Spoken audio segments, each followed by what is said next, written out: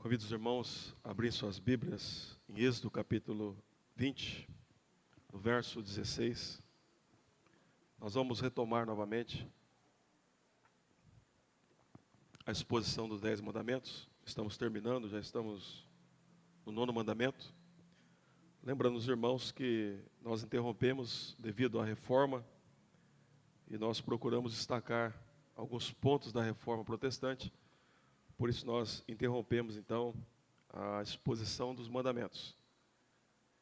A partir do verso 1 do capítulo 20 de Êxodo, diz assim: Então falou Deus todas essas palavras: Eu sou o Senhor teu Deus, que te tirei da terra do Egito, da casa da servidão. Não terás outros deuses diante de mim. Não farás para ti imagem de escultura, nem semelhante alguma do que há em cima nos céus, nem embaixo na terra, nem nas águas debaixo da terra. Não as adorarás, nem lhes darás culto, porque eu, o Senhor teu Deus, eu, Senhor teu Deus, Deus zeloso, que visito a iniquidade dos pais, dos filhos, até a 3ª e 4ª geração daqueles que me aborrecem, e faço misericórdia até 1000 gerações daqueles que me amam e guardam os meus mandamentos. Não tomarás o nome do Senhor teu Deus em vão, porque o Senhor não terá por inocente o que tomar o seu nome em vão. Lembra-te do dia do sábado para o santificar. 6 dias trabalharás e farás toda a tua obra, mas o 7º dia é o sábado do Senhor teu Deus.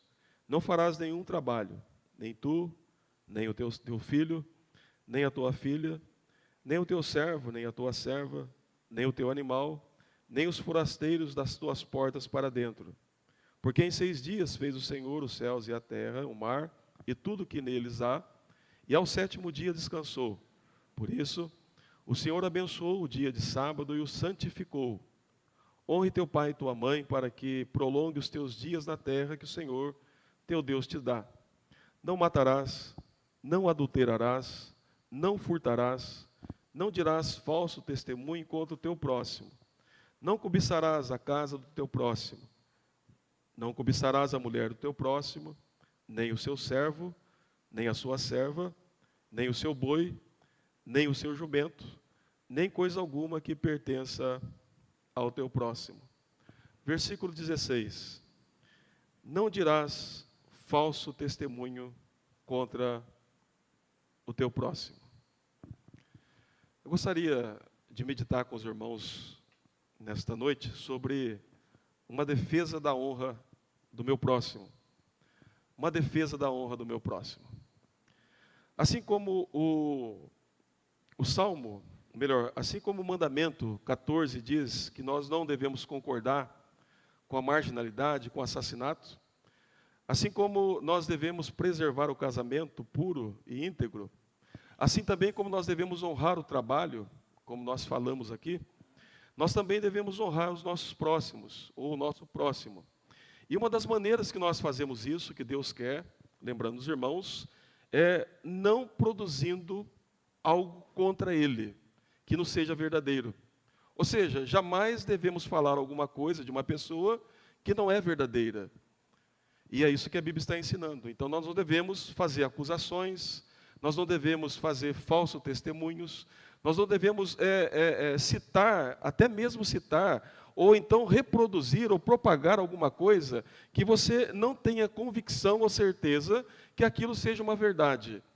E ao fazer isso, nós estamos primeiramente honrando a Deus e honrando o nosso próximo, conforme a palavra de Deus.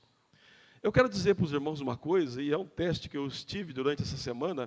A coisa mais difícil para nós é ficarmos em silêncio. Todo momento nós somos provocados a dar uma opinião sobre determinadas coisas. Acontece comigo e acontece com vocês isso. Toda hora, todo momento. E o autor de Provérbios, ele sempre vai dizer que o sábio, ele primeiro ouve. Ele ouve e ele é tardio em dar uma opinião, porque ele prescruta primeiro, ele analisa primeiro, ele busca entender a situação, a natureza do problema, para depois dar uma opinião. E acredito que o mandamento está exatamente falando sobre isso. Não dar falso testemunho contra o próximo. Então, irmãos, vamos caminhar pela Bíblia, e eu peço a paciência dos irmãos, novamente, devido aqui à minha alergia, mas eu peço paciência dos irmãos, e vamos ler alguns textos que nos ajudam a iluminar aquilo que Moisés está ensinando aqui, ou que Moisés está aqui nos ordenando, conforme Deus assim, então, apresentou para ele. O primeiro ponto aí, irmãos, é que nós, primeiramente, devemos conservar e promover a verdade entre os homens. Entenda isso, a igreja de Cristo, ela não tem compromisso com a mentira, ela não tem compromisso com a falsidade. A igreja de Cristo, os crentes em Cristo Jesus, o compromisso que nós temos é com a verdade. E tendo compromisso com a verdade, nós temos que promover a verdade, ainda que ela seja difícil, ainda que ela seja, vamos dizer assim, pesada para nós, mas o ponto é que a verdade ela é pesada, ela é difícil, mas ela cura. Ela restaura, ela transforma. E todo aquele que pertence a Deus ouvirá a verdade e virá para a verdade. Então vamos lá em Efésios capítulo 4, verso 25. E o apóstolo Paulo então vai ampliando isso e mostrando como nós devemos cultivar a verdade entre nós. Capítulo 4 da carta aos Efésios, versículo de número 25, o apóstolo Paulo diz assim: por isso, deixando a mentira, fale cada um a verdade com o seu próximo, porque somos membros uns dos outros. O apóstolo Paulo está escrevendo para a igreja. E Paulo diz, olha, como crentes em Cristo, deixe a mentira. Isso era algo que vocês praticavam quando não eram crentes, quando não pertenciam a Deus, quando não eram salvos ou não foram regenerados. Mas uma vez mudados e transformados pelo Espírito da verdade, ele diz, então abandone a mentira. E ele diz, e fale a verdade com o seu próximo. Aí ele dá a razão, porque somos membros uns dos outros. Deixa eu perguntar uma coisa para você, meu irmão e minha irmã. Você tem coragem de pegar o martelo e bater no seu dedo? Você tem coragem de pegar um objeto pontiagudo e ficar perfurando o seu corpo? É isso? Então veja bem, quando nós falamos a verdade um para o outro, nós estamos fazendo bem para nós mesmos. E fazendo bem para o nosso próximo. Então Paulo diz, abandone a mentira e lembre que aquele que está ao seu lado faz parte do mesmo corpo. Então ele diga, fale a verdade uns para com os outros. Isso quer dizer, irmãos, que se nós devemos abandonar a mentira, nós temos que ser promotores da verdade.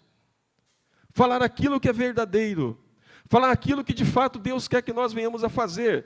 Deus não mente para nós e nunca mentiu. Não é da essência de Deus, da natureza de Deus. E jamais Deus mentirá. E é por isso que a Bíblia, ela jamais há de falhar. Porque ela é a palavra de Deus, a verdade. Então, a Bíblia nos ensina que nós devemos falar a verdade uns para com os outros. O apóstolo Paulo também vai tratar disso, lá no capítulo 12, da sua carta aos Romanos.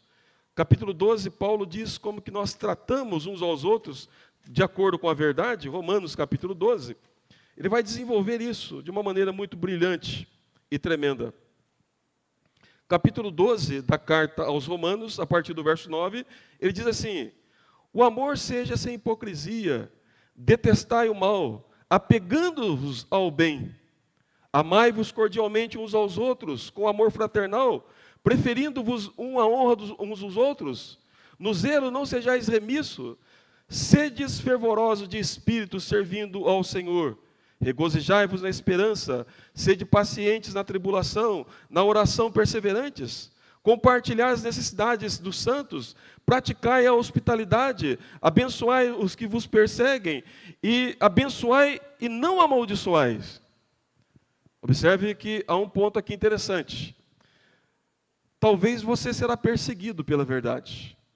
Talvez alguém vai te amaldiçoar por causa da verdade. Mas se você ficar sabendo que alguém te amaldiçoou, que alguém está te perseguindo, Paulo diz, abençoe.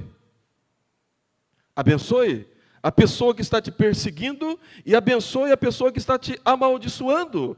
Então, ser promotor da verdade, meus amados irmãos, é encarnar a verdade. Havia um ditado entre os puritanos, e eles diziam que o crente deve ser uma encarnação da verdade, a semelhança do seu Senhor Jesus Cristo. Então, a prática da verdade, ou ser verdadeiro, o promover a verdade, implica não só falar, mas viver exatamente de acordo com a verdade. Mas Paulo continua aqui no texto. Ele diz: alegrai-vos com os que se alegram, e chorai com os que choram. Tende o mesmo sentimento uns para com os outros. Em lugar de ser desorgulhosos, concedei com o que é humilde. Não sejais sábios aos próprios olhos.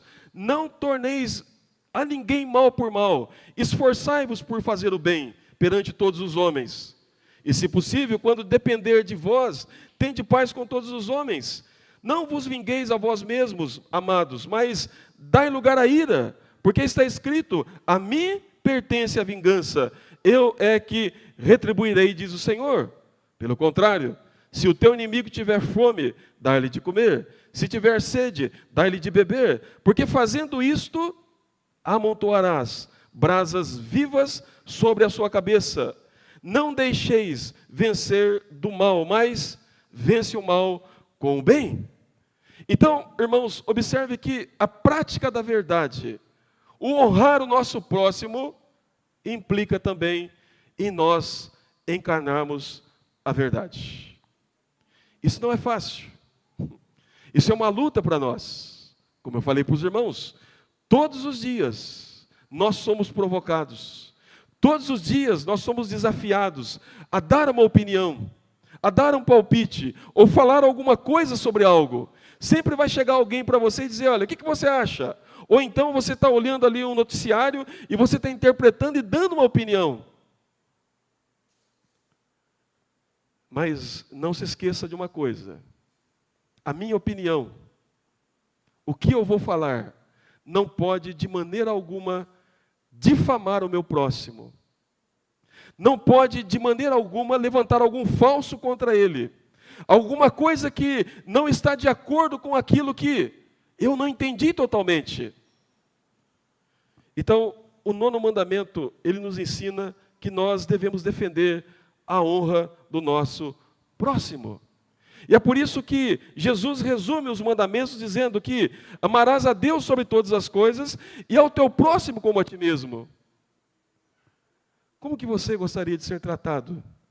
Se você soubesse que alguém está falando mal de você, que alguém está levantando uma calúnia contra você que não é verdadeira, como que você se sentiria? Assim, meus irmãos, o mandamento nos ensina que nós devemos tratar o nosso próximo. Além disso, meus amados irmãos, além de promover a verdade e a honra do nosso próximo, o mandamento também nos ensina que nós devemos não só promover a verdade, mas promover também a reputação daqueles que, de fato, merecem receber reputação. E é interessante que os escritos das Escrituras faz isso, ou a Bíblia nos ensina isso.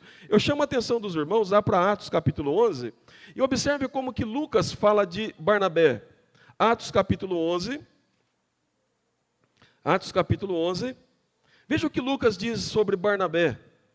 Isso aqui é importante, que nós devemos exaltar nas pessoas aquilo que é manifesto da parte de Deus nela, ou seja, os atributos de Deus.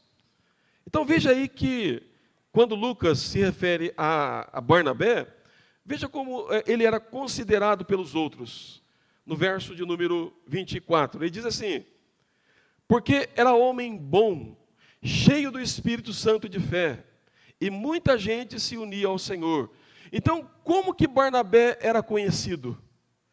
E aqui é o ponto: como um homem bom, cheio do Espírito Santo e de fé. Mas aqui tem uma pergunta para o texto. Barnabé não foi um homem especial. Barnabé não foi um homem que não tinha pecados. Barnabé, assim como nós, era um pecador, que foi salvo pela graça.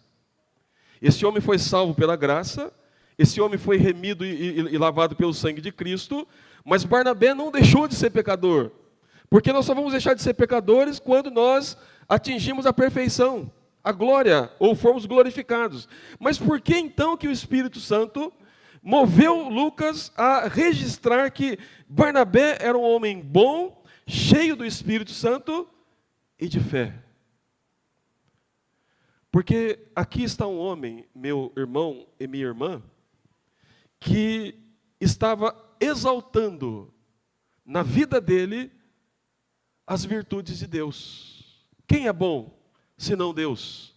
Chega um homem até Jesus e diz: bom mestre. Ele diz: quem é bom, senão Deus? E era um judeu, que falou para um outro judeu superior, maior, Cristo: bom mestre. Agora, Barnabé é chamado de um homem bom. O que a Bíblia está nos ensinando, irmãos? Que, além de promover a verdade entre os homens, nós precisamos aprender a ressaltar aquilo de bom que Deus tem feito nos outros. Todos nós, como crentes, uma vez que fomos regenerados, o Espírito de Deus passou a habitar em nós. Naturalmente, na vida de um crente, você vai encontrar alegria, você vai encontrar paz, você vai encontrar uma pessoa longânima, você vai encontrar uma pessoa bondosa, você vai encontrar uma pessoa que pratica o bem, você vai encontrar uma pessoa que tem domínio próprio, você vai encontrar uma pessoa que tem o coração cheio de fidelidade a Deus. O que nós fazemos com essas pessoas? Exatamente aquilo que Lucas fez. Homem bom, homem cheio do Espírito Santo, homem de fé, homem de fé. É assim que nós deveríamos ser vistos, e é assim que nós deveríamos falar uns dos outros como os crentes. Homens e mulheres cheios do Espírito Santo, cheio de bondade e cheio de fé. E por que bom? Porque bom é um fruto do Espírito Santo. Então, todo crente convertido se tornou bom. E eu falei isso de manhã aqui. Antes éramos maus. Agora, por meio da conversão, por meio de Cristo Jesus, fomos tornados pessoas boas. E é assim que Deus vai nos ver. E é assim que Deus vai nos tratar. E é assim que Deus vai nos acolher. É por isso que Jesus, quando distribuiu os talentos para aquelas pessoas, e eles desenvolveram os talentos, ele diz: bom servo, entrai no meu gozo. E aquele que escondeu o talento, ele diz: mau servo, você vai para o fogo eterno.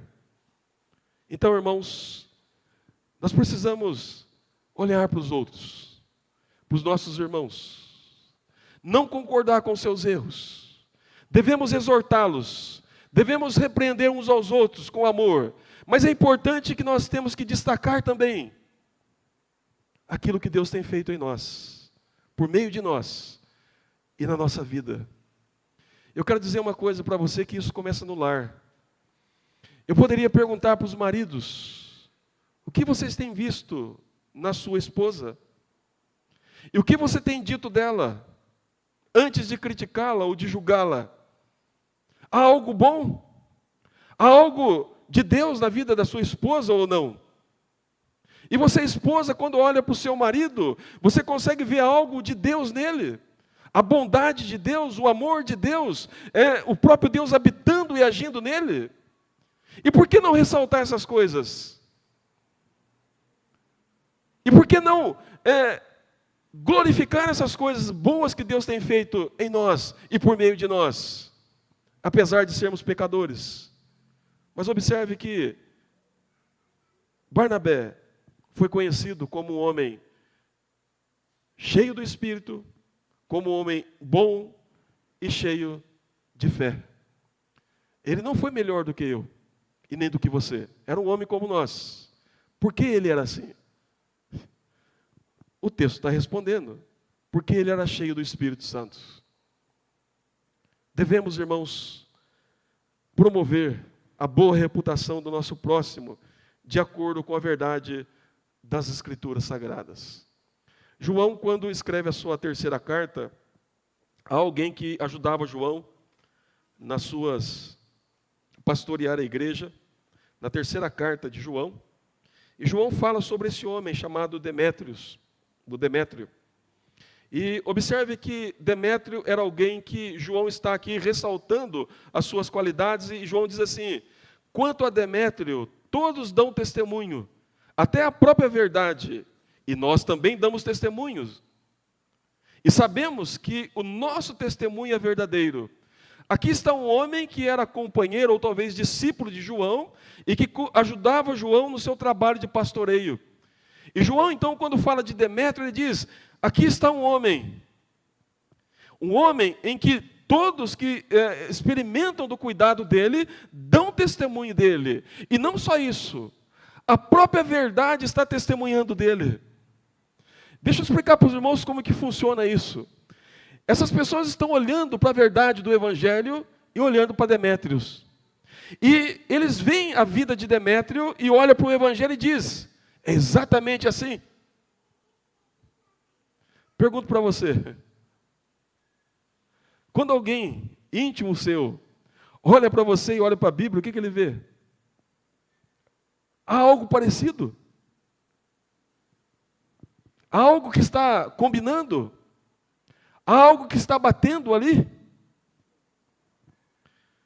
Um certo missionário foi mandado para a África, e durante algum tempo ele pregou em uma tribo ali, e cuidou daquela tribo, pastoreando, ensinando e falando do Evangelho. E aí então ele teve que ser retirado de lá, para ir para um outro lugar. E os anos se passaram, aquela tribo ficou sem alguém para cuidar deles. E aí então alguém manda uma carta e diz: olha, precisamos de um pastor aqui, de alguém que nos ensine, que cuide de nós. E aí então um pastor foi mandado para lá. E esse pastor que chegou nessa tribo, ele começou a pregar sobre o Evangelho de Lucas. Aí o pastor percebeu que a igreja, na medida que ele pregava, a igreja ficava conversando um com o outro. E olhava para o pastor conversando, até que ele diz: o que está acontecendo? É que este homem que o senhor está pregando aí, ele esteve aqui entre nós. Ele viveu aqui entre nós. Era exatamente como esse Jesus que você está falando aí. Ou seja, o testemunho que esse homem deu foi tão grande que ele diz: olha, esse homem que você está pregando aí do Evangelho, ele esteve aqui entre nós. Ele caminhou aqui entre nós. Ele comeu conosco. Ele nos ensinou aqui. Demétrio, meu irmão e minha irmã, era alguém desse calibre. João diz: todos dão testemunho. Aí ele diz: não, até a própria verdade dá testemunho dele. Veja bem a seriedade disso. Quando alguém olha para as Escrituras e olha para você, o que vê? Então, irmãos, o nono mandamento, nos ensina também a promover a boa reputação entre o nosso próximo, segundo a vontade de Deus. Mas um outro ponto que o mandamento nos ensina é que nós devemos transmitir toda a verdade. Isso aqui é algo importante, porque se eu quero ser um proclamador, um promotor da verdade, eu tenho que conhecer a verdade. E aqui então entra a questão do sábio. Por isso que primeiro ele analisa, por isso que primeiro ele prescruta, por isso que primeiro ele vai pensar, ele vai entender o que está acontecendo, para depois dar uma opinião. Mas eu quero chamar a atenção dos irmãos para isso. Vamos para Provérbios, capítulo de número 15. E ali Provérbios diz como que o sábio faz essas coisas. Como que ele expõe toda a verdade na sua integridade. Sem que...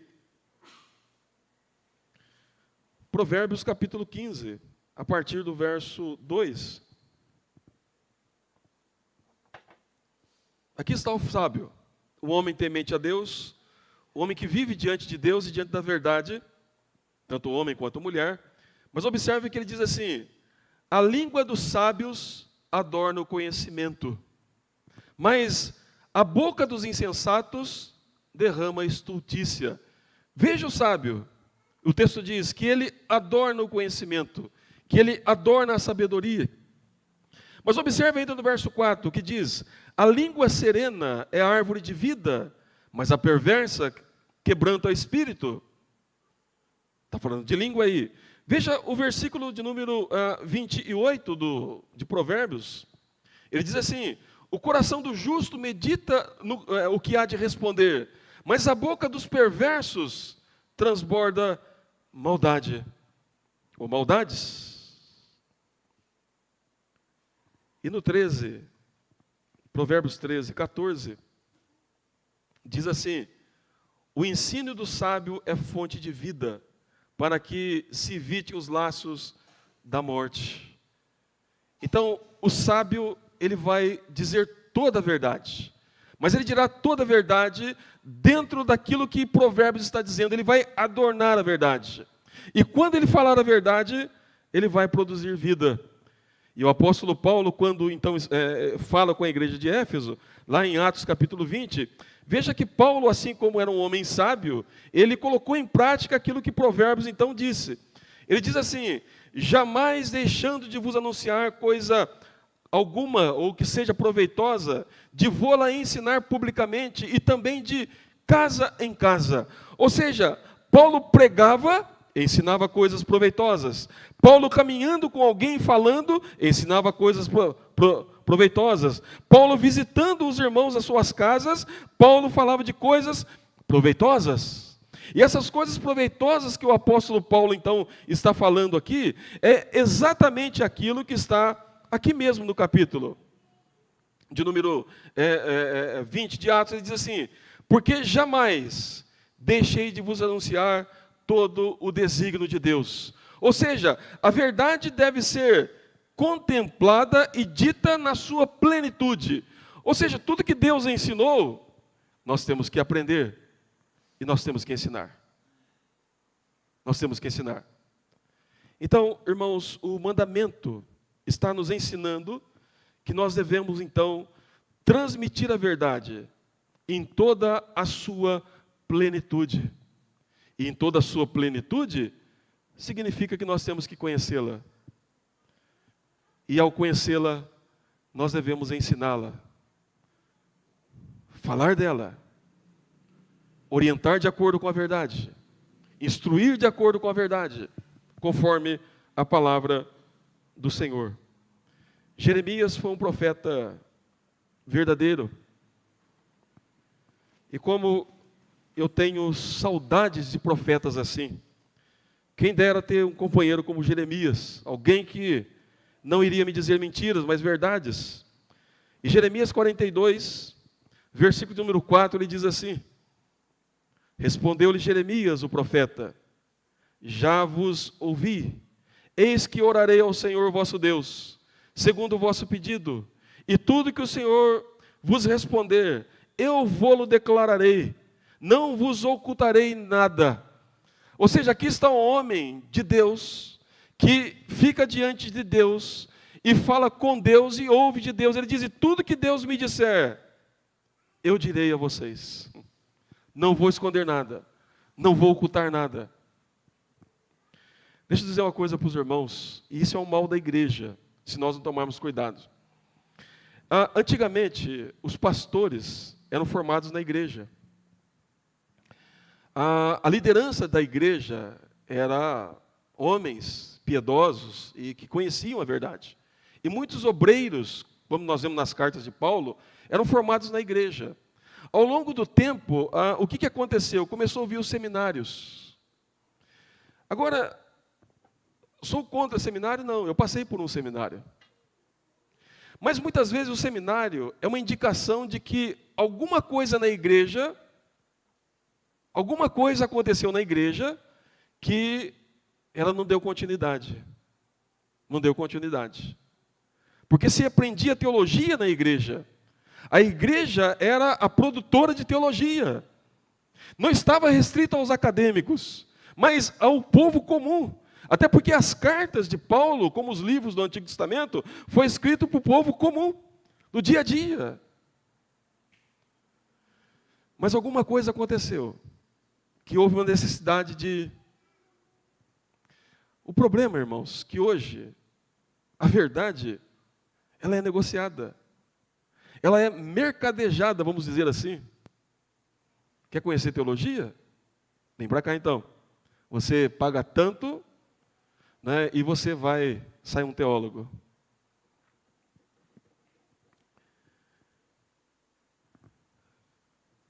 A igreja precisa resgatar aquilo que ela perdeu. Os crentes devem ser teólogos. Os crentes devem conhecer teologia. Os crentes devem ensinar teologia. É verdade que Deus chamou alguns para serem mestres, para serem pastores. Sim, é verdade. Mas isso acontecia na igreja local.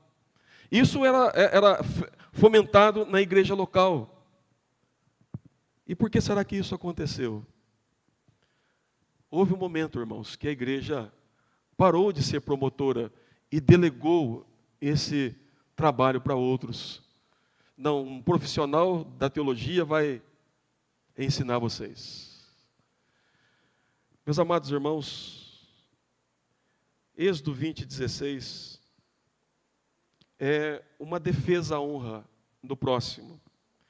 E nós defendemos a honra do próximo, primeiramente promovendo a verdade entre todos.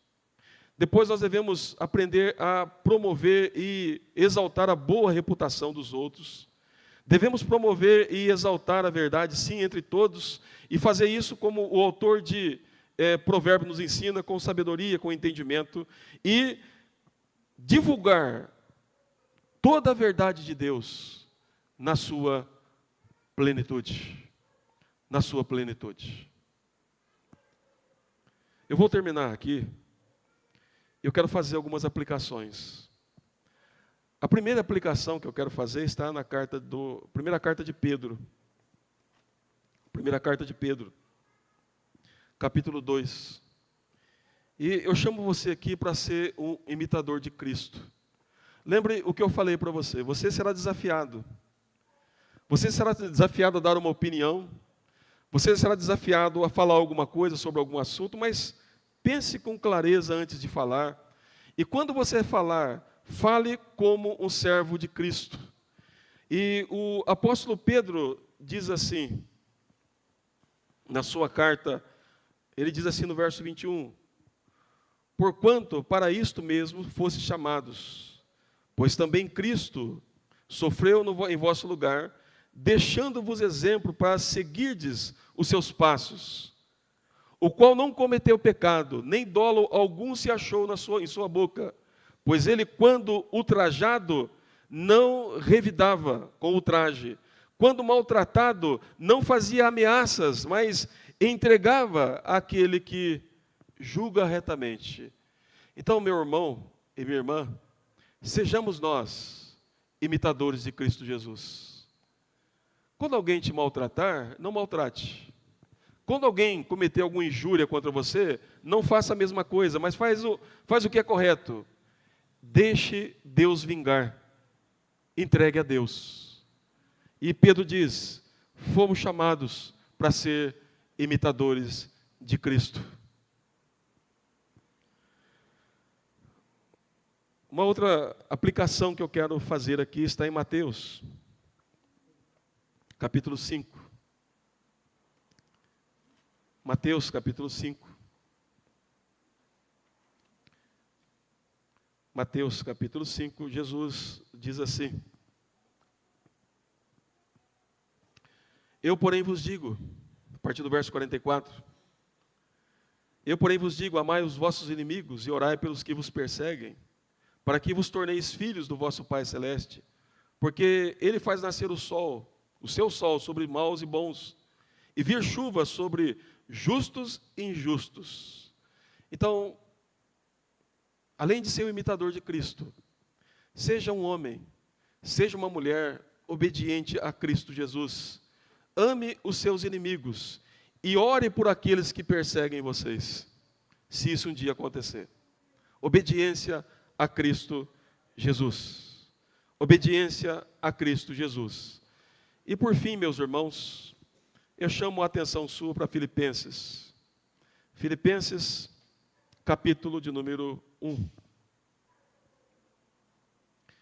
Filipenses, capítulo 1. E eu vou usar aqui a expressão do puritano, encare a verdade, ou encarne a verdade. Paulo diz assim: vivei acima de tudo, por modo digno do Evangelho de Cristo, para que, indo ver-vos, ou estando ausente, ouça no tocante a vós outros, que estáis firmes em um só espírito, e uma só alma, lutando juntos pela fé evangélica. Por fim, encarne o Evangelho. Viva o Evangelho de Cristo Jesus. A lei nos leva a Cristo. A lei nos conduz a Cristo, porque nós não conseguimos cumpri-la perfeitamente. Mas Cristo cumpriu por nós. E porque Cristo cumpriu por nós, meus amados irmãos, nós podemos usar a lei de uma maneira prática e verdadeira. Ou seja, sermos promotores da lei de Deus, da verdade. Não diga mal, não julgue, não perjure contra alguém, mas toda vez que você receber uma informação, seja tardio para falar, pronto para ouvir, mas tardio para falar, porque podemos, meus amados irmãos, cometer injustiça, e a Bíblia nos ensina que fomos chamados para sermos promotores da verdade. Que Deus nos abençoe e que Deus nos ajude. Amém.